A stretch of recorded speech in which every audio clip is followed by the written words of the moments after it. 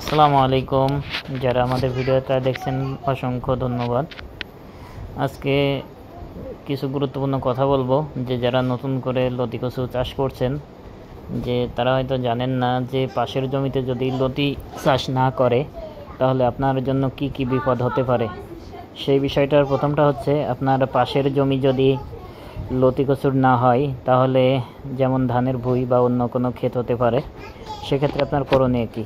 কারণ ধানের জমিতে ঘাস মারার জন্য বিভিন্ন প্রকার কীটনাশক ব্যবহার করে, ওষুধ ব্যবহার করে, যেটা আপনার কচুর জমিতে যদি সেই পানি আসে তাহলে আপনার জমিটা নষ্ট হয়ে যাবে।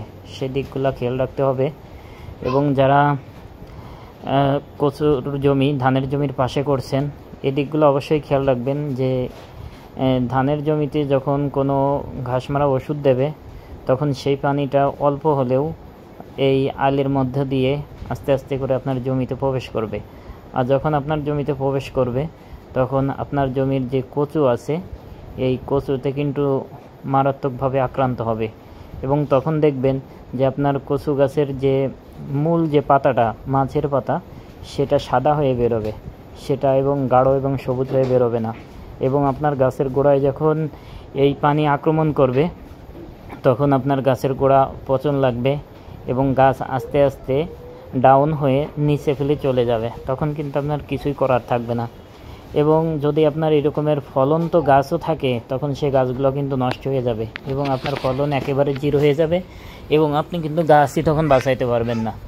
তাই যারা নতুন করে লতি কচু চাষ করতে চান অবশ্যই আপনারা খেয়াল রাখবেন যে আপনার পাশের জমিতে যদি ধান লাগানো থাকে তাহলে আপনি আপনার জমির মাঝখান দিয়ে একটা সাপোর্টিং আইল দিবেন।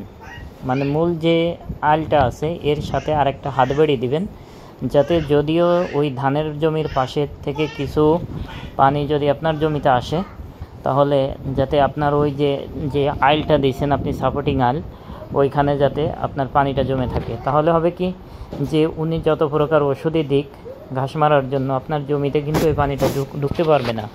আর ওই পানিটা না ঢুকলে আপনার জমির কোনো ক্ষতি হবে না।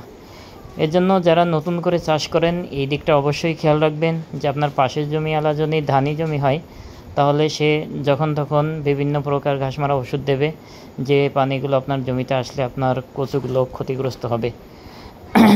আর এই দিকগুলো যদি আপনি খেয়াল রাখেন তাহলে দেখবেন যে আপনার গাছের কোনো ক্ষতি হবে না এবং আপনার ফলনও থেমে থাকবে না। আর এই আমাদের যে জাতটা দেখছেন এটা হচ্ছে যশোরের লতিরাজ। এটা আমরা চাষ করে থাকি। যদি আমাদের এই জাতটা আপনাদের ভালো লাগে তাহলে আমাদের সাথে যোগাযোগ করতে পারেন। আমাদের কাছে এই জাতের চারা আছে। দেখুন আমাদের কাছে কীরকম ফলন আসছে।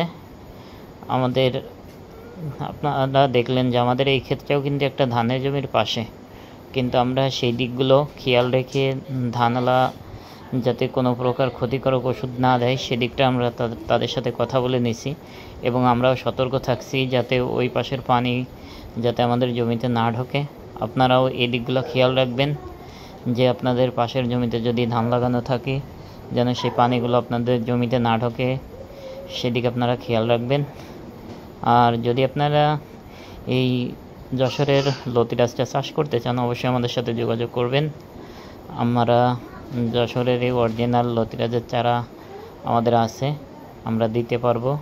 যদি কারো প্রয়োজন হয় স্ক্রিনে দেওয়া নাম্বারে আমাদের সাথে যোগাযোগ করবেন এবং আমাদের চ্যানেলটি সাবস্ক্রাইব করে আমাদের সঙ্গে থাকবেন।